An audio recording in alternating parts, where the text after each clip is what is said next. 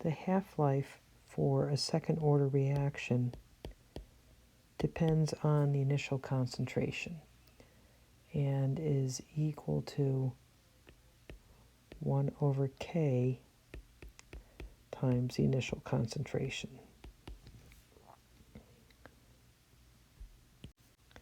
Here we've put in our values from the question stem. We see 50.4 liters per mole per hour, so K's in the denominator, so units switch, and the concentration is 2.35 times 10 to the minus 6 moles per liter. Now in terms of units, we see units of liters cancel out and moles, so the unit that survives is time, which is what we expect. Our calculator result is 8443.09 hours.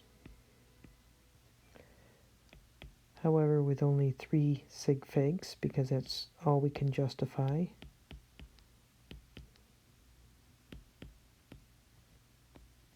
We have our final answer.